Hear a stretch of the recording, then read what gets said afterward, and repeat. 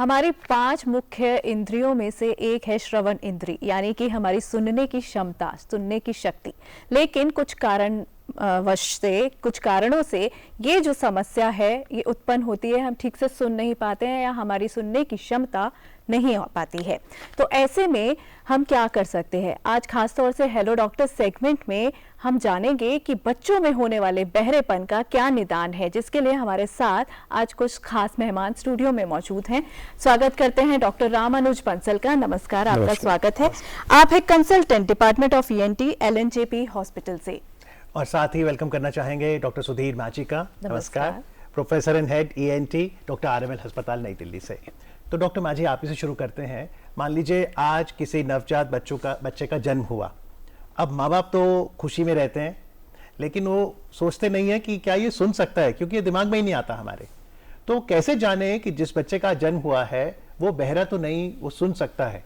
आजकल डीफनेस हमारा जो आने वाला मंडे है 3rd of March world hearing day है बाय WHO, एंड उसका थीम भी है changing your mindset to empower yourself for the better hearing care and deafness. मतलब this is the motto of the world hearing day on to be celebrated on 3rd of March Monday.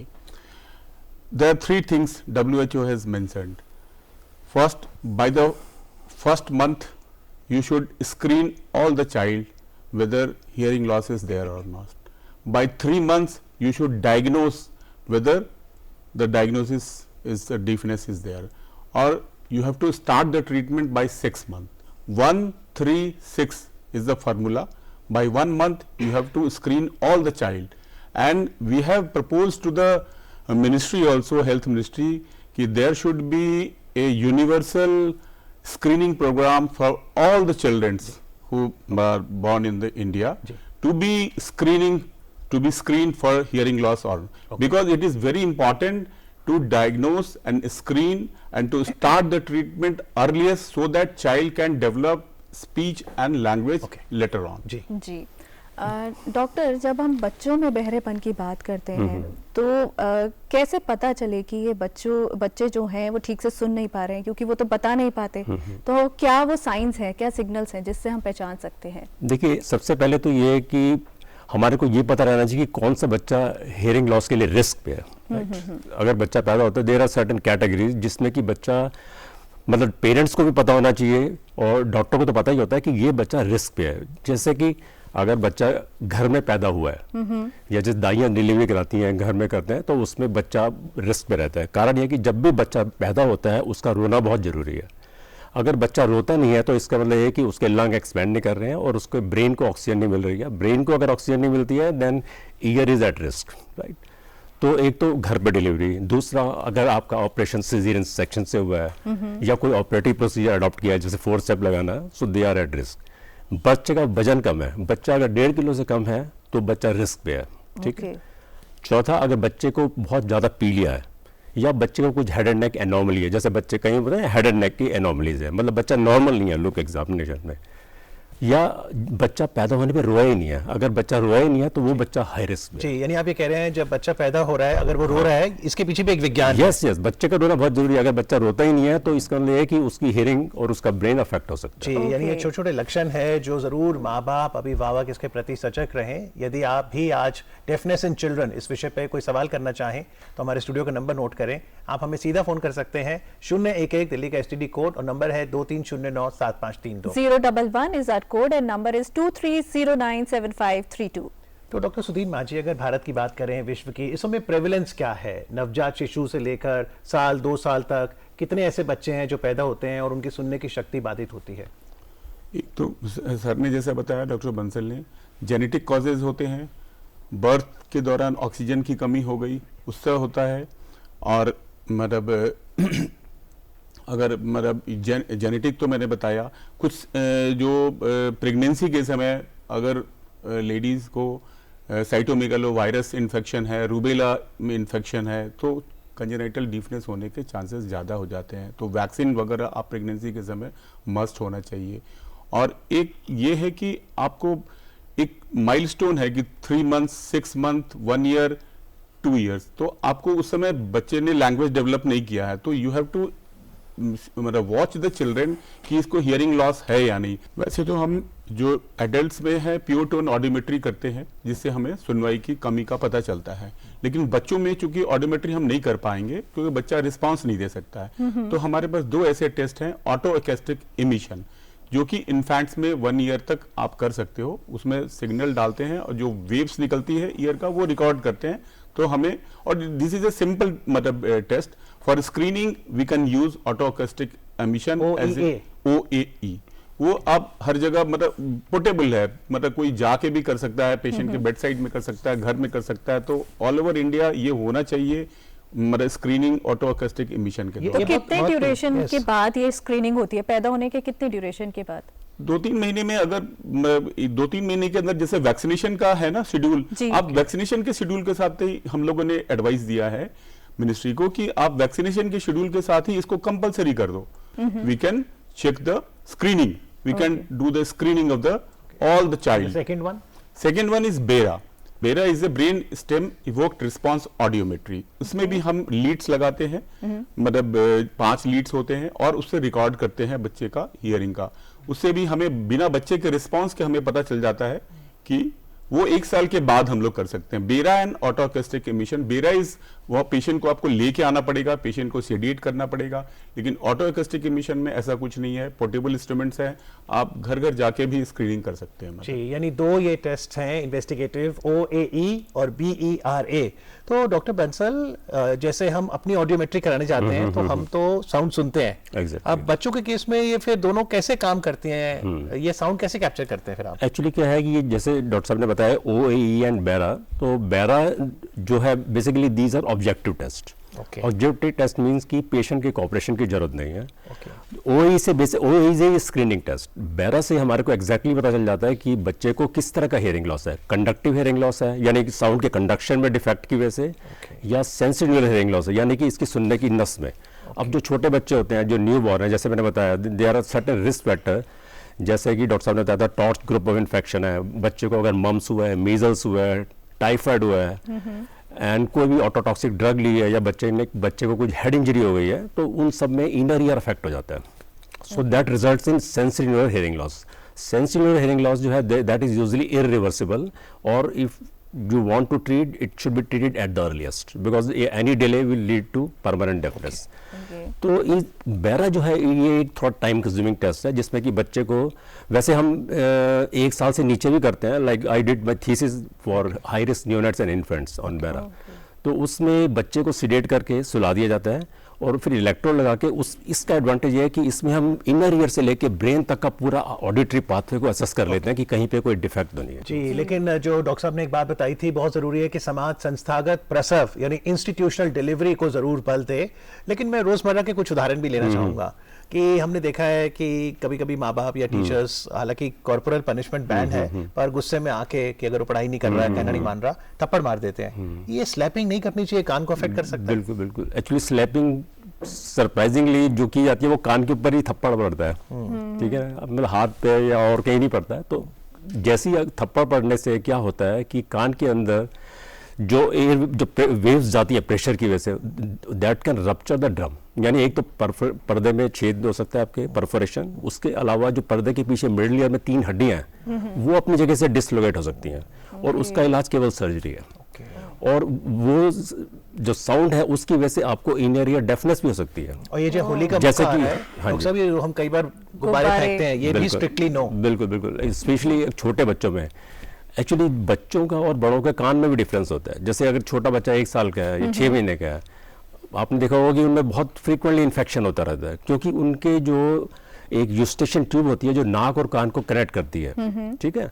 तो बच्चों के जो कान है वो they are very prone, इसी तरह उनकी जो कैनाल होती है वो भी स्ट्रेट होती है, ज़्यादा एंगल्स में नहीं होती जैसे एडल्ट की होती है। तो बच्चों में इन्फेक्शन की वजह से, ना चाहे वो नाक का इन्फेक्शन हो, गले का, उसका असर कान पे बहुत जल्दी बढ़ता है। इसी तरह जैसे उसको थप्पड़ पड़ा तो थप्पड़ से क्या, चूंकि बच्चे का कान का रास्ता, जो स्पेशली छोटे बच्चे हैं, एक्चुअली आज का प्रोग्राम हमारा बच्चों के बारे में है, तो उसमें बच्चों की जो कैनाल होती है, एक तो उसकी लेंथ भी थोड़ी कम होती है, डायमीटर भी कम होता है और स्ट्रेट होती है वो, तो उससे ड्रम की इंजरी होने के chance, middle ear dislocation ossicles का और inner ear, that is very high. UP से एक और कॉलर हमारे साथ जुड़ गए हैं। नमस्कार, अपना सवाल पूछिए।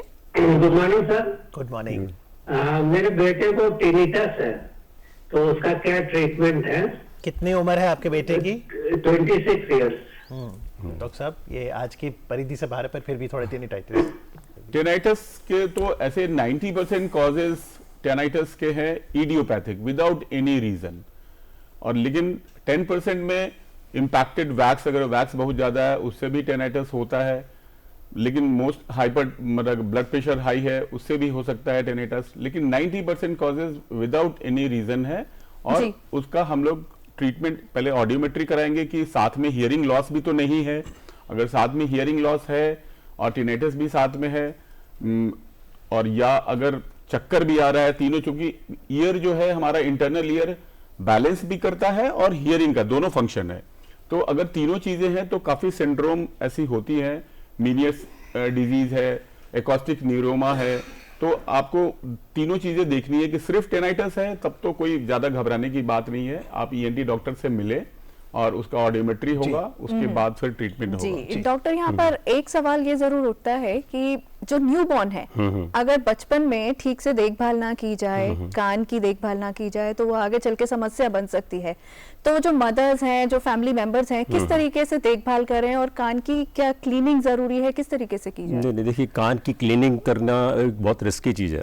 कारण ये कि एडल्ट में कान का पर्दा 24 मिलीमीटर बाहर, जो कान का हमारा बाहर का छेद है उससे 24 मिलीमीटर अंदर होता है। अच्छा। और छोटे बच्चों में वो और डिस्टेंस कम हो जाता है। तो जो एक तो लोग की आदत होती है कि ईयरबड को डाल के क्लीनिंग करते हैं, तो मेरी एडवाइस ये है कि ईयरबड को बिल्कुल ना डालें, क्योंकि उसकी वजह से पर्दे में छेद भी हो सकता है। तो आपको ज़्यादा क्लियर, मतलब देखिए, जो कान की हाइजीन है उसमें बस मेन तो यही है कि जब भी बच्चे को जुकाम हो, गला खराब हो, उसका फौरन इलाज कराया जाए, क्योंकि नवजात बच्चों में उसका असर कान पे पड़ सकता है, और कान के पर्दे के पीछे एक्यूट इन्फेक्शन, जिसको एक्यूट ओटाइटिस मीडिया बोलते हैं, जो कि कई बार उसमें सर्जिकल इंटरवेंशन भी करनी पड़ती है, ऑपरेशन करके निकालना पड़ता है।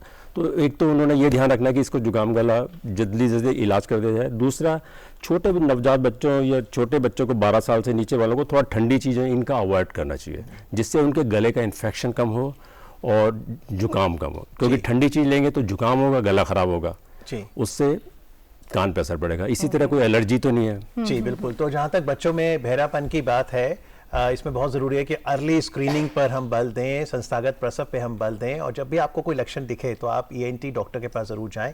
चलिए अभी उत्तर प्रदेश चलते हैं, जहाँ से अगले कॉलर फोन लाइन पर हैं। हेलो मैम, सवाल हमारे ये 25 ईयर्स की लड़की है सर, उसके पेट में जब खपाते तो वैसे ही पापा अंदर से हमारे कान में तो आवाज नहीं आती है। तो जी जी डॉक्टर साहब, जो टिनिटाइटिस की बात करते हैं, वो कान से ऐसे आवाज़ आना ही है, वो भी वही है? हाँ, हम लोग ब्रॉडली स्पीकिंग टेनेटस किसी तरह से भी हो सकता है कि रेल का इंजन चल रहा है उसका आवाज आ रहा है, हमिंग साउंड आ रहा है, रिंगिंग साउंड आ रहा है, तो सारे ब्रॉड स्पेसिफिकेशन में हम लोग मेडिकल टर्म में उसको टेनेटस बोलते हैं। जी, लेकिन क्योंकि आज वर्ल्ड साइंस डे है, अगर आप देखिए विज्ञान, तो डॉक्टर बंसल, कोक्लियर इम्प्लांट भी कोई वरदान से कम नहीं है। बिल्कुल। कब है कि एक ईएनटी सर्जन किसी नवजात शिशु, बच्चों को कोक्लियर इम्प्लांट के लिए सलाह देता है? देखिए, जितना भी बच्चे का रिहेबिलिटेशन है, चाहे वो हियरिंग एड से हो या कोक्लियर इम्प्लांट से, वो 6 मंथ तक स्टार्ट कर देना चाहिए, क्योंकि बच्चे के लिए जो पहला साल है जन्म का, वो एक इम्पॉर्टेंट है। अगर कोई बच्चा है जिसको सुनाई नहीं दे रहा है, तो जिस दिन उसकी हियरिंग रिहेबिलिटेशन शुरू हो रहा है, चाहे वो कोक्लियर इम्प्लांट हो, hearing aid, that is his first day of delivery. तो अब डिलीवरी होते ही बच्चा एकदम तो नहीं सुनता, तो इसलिए 6 महीने का टाइम दिया है कि 6 महीने तक उसका शुरू हो जाना चाहिए। और कोक्लियर इम्प्लांट जो है, ये एक बहुत ही, मतलब this is the, you can say, आज की डेट में तो ये फाइनल ट्रीटमेंट है, मोस्ट एडवांस ट्रीटमेंट। और इसमें क्या होता है कि आजकल, पहले हम नवजात शिशुओं में करते थे यूजली, जितनी जल्दी, पहले तो ये है कि जितना जल्दी करा जाए उतना अच्छा है। नॉर्मली हम 1 ईयर, पहले 1 ईयर था, आजकल उससे पहले भी लोग कर देते हैं कोक्लियर इम्प्लांट। और यूजली प्रोफाउंड हियरिंग लॉस में, जहाँ पे कि हियरिंग एड से कोई फायदा नहीं हो रहा है। दोनों कानों में? हाँ, दोनों कान में कर सकते हैं, एक कान में, क्योंकि कोक्लियर इम्प्लांट की कॉस्ट काफ़ी होती है, तो कई बार ये यूजली लैक्स में होता है। तो ये सरकारी प्रोग्राम में कवर्ड है? हाँ, सरकारी प्रोग्राम में कवर्ड है। एक एडेप्ट स्कीम है गवर्नमेंट ऑफ इंडिया की, मिनिस्ट्री ऑफ सोशल जस्टिस का, उससे हमें, मतलब गरीब बच्चों को cochlear implant free of cost मिलता है। और एक्चुअली में कोक्लियर इम्प्लांट में सबसे ज़्यादा जरूरी है, ऐसा नहीं है कि कोक्लियर इम्प्लांट आपने लगाया और बच्चे ने सुनना शुरू कर दिया, वो एक इलेक्ट्रिकल स्टिमुलस है, जो हमारा इंटरनल ईयर है कॉक्लिया, उसको बाईपास करके वो डायरेक्टली जो हमारा सुनने का नर्व है, ऑडिटरी नर्व, उसको स्टिमुलेट करता है और फिर ब्रेन को स्टिमुलेट और करता है। इसलिए इसके साथ स्पीच थेरेपी जरूरी स्पीच है। Therapy is a must after, because आपका सर्जरी कर लिया, आपने सक्सेसफुल सर्जरी कर दिया, लेकिन कोई फायदा नहीं होगा अगर पेशेंट फॉलो अप नहीं करेगा स्पीच थेरेपी के लिए कम से कम 2 साल, तो वो स्पीच एंड लैंग्वेज डेवलप करता है उसके अनुसार, और वो इलेक्ट्रिकल स्टिमुलस जो है उसको इंटरप्रिटेट करता है हियरिंग में, मतलब that is not a directly hearing sound, that is a electrical stimulus, उसको समझने की स्पीच थेरेपी से कोशिश की जाती है। तो गवर्नमेंट ऑफ इंडिया उसका भी देती है, 2 साल बच्चों को फ्री देती है, लेकिन उसके लिए है कि 6 ईयर से ज्यादा बच्चों को नहीं देती है और गरीब बच्चों को देती है। और प्रधानमंत्री जैसे आयुष्मान भारत है उसमें भी मिलता है, स्टेट गवर्नमेंट के सीएम फंड से भी मिलता है। तो काफी अब हियरिंग कॉकलियर इम्प्लांट के लिए, क्योंकि कॉस्टली है, लगभग 6 से 6.5 लाख है, और स्पीच थेरेपी कराने का भी लगभग 50 हजार रुपये आपका पर ईयर है चांसेस, तो वो गवर्नमेंट दे रही है, लोग कंसेस हैं, करा भी रहे हैं। और बायलेटरल की जहां तक बात है, क्योंकि सर ने जैसे बताया कॉस्ट की वजह से बायलेटरल नहीं कर पाते हैं, लेकिन केरला गवर्नमेंट ने दोनों कान के लिए वो देती है पैसे, दोनों कानों में अगर लगता है तो साउंड लोकलाइजेशन भी अच्छा होगा और स्पीच एंड लैंग्वेज भी डेवलप उसका ज्यादा अच्छा होगा। डॉक्टर, एक और कॉलर हमारे साथ जुड़े हैं देहरादून से। नमस्कार, अपना सवाल पूछिए। जी मैम, मैं जो है ना 4 साल का बच्चा है इनका, तो हियरिंग लॉस की दिक्कत है। नहीं, आपने सबसे पहले तो उसका देखिए चेकअप, ईयर चेकअप होना चाहिए, जैसा कि हियरिंग लॉस के कारण जो है, सबसे पहले तो एक्चुअली हमें यही नहीं पता कि उसको कितना हियरिंग लॉस है। सबसे पहले एग्जामिनेशन जरूरी है, हो सकता है उसके कान में परफोरेशन और पर्दे में छेद हो या उसकी हड्डियां गली हुई है, तो degree of hearing loss, then what is the cause. अगर उसका कोई कॉज है, सपोज उसको हियरिंग लॉस है बट उसके कोई कान की हड्डियां गल रही हैं, तो उससे सबसे पहले तो उसका ऑपरेशन होना चाहिए। अब इन्होंने ये नहीं बताया कि इनको ईएनटी चेकअप इन्होंने कराया है नहीं कराया है, तो उसके हिसाब से फिर ट्रीटमेंट शुरू होगा। अगर सबसे पहले तो हमारा एम होता है कि मरीज की लाइफ को सेव करना है, so we have to make patient life 100% safe. तो उसके लिए अगर कोई अभी जैसे 4 साल ये बता रहे हैं, तो इसका मतलब है कि हो सकता है इसको पहले हियरिंग लॉस ना हो, वो शायद अभी शुरू हुआ है, ठीक है। तो उस केस में ईएनटी चेकअप बहुत जरूरी है। चलिए, आशा करते हैं कि जब भी कोई लक्षण आएगा तो आप ईएनटी डॉक्टर के पास जरूर जाएंगे। आज कार्यक्रम में आके चर्चा करने के लिए डॉक्टर रामानुज बंसल आपका, डॉक्टर माझी आपका बहुत बहुत आभार। Thank you very much. Thank you.